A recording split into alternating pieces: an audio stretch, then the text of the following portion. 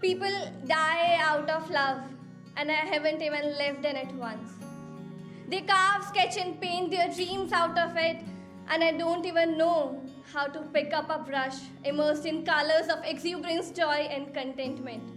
Now, it's not that love never popped up in my life like all those annoying, clingy, and desperate notifications. In fact, it did. It did came as if it were a little robber who came tiptoed, had all the sneak peek into my land through the cracks and crevices of the windows I left open. So the most surprising thing was that it came knocking at my doorstep. Not once, not even twice, but thrice. Yeah, 3 times I was given the privilege to feel all those utterly beautiful butterflies fluttering their wings in excitement or anxiety or whatever that adrenaline rushes and made a nuisance in my body. The first time it came knocking was to a small nerd with big spectacles and a heavy school bag who had a desire to meet a boy who will be aman to her Naina. That kal ho na ho wali Naina, that kam muskurane wali Naina, that loner and introverted Naina. High school wala love has always been about those stolen glances of each other during the physics lecture, those eye-to-eye talks when the mathematics professor walks in, and the burning chemistry around the Bunsen burners, isn't it? Same school, tuition classes, movie dates, coffee dates, school dates and cheating. Yes, cheating. Have you ever been cheated?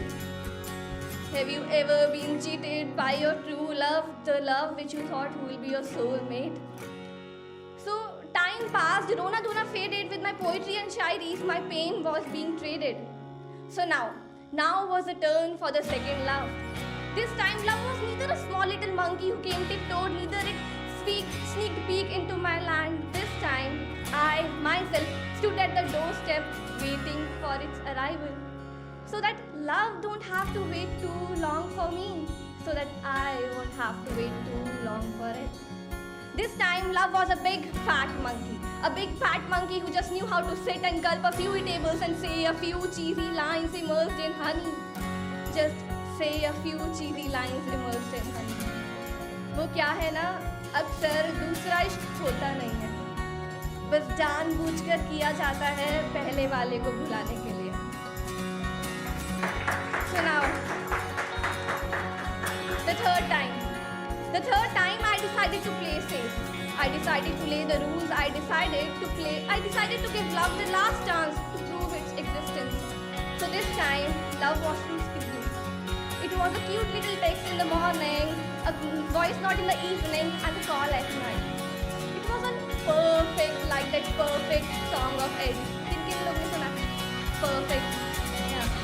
So, but who knew that this time love will come to Kaira? That dear Zindagi wali Kaira, that emotionally disturbed Kaira, that Kaira who said goodbye to people before they could bid her an adieu, that depressed Kaira. So one day, I just stood up and ran away.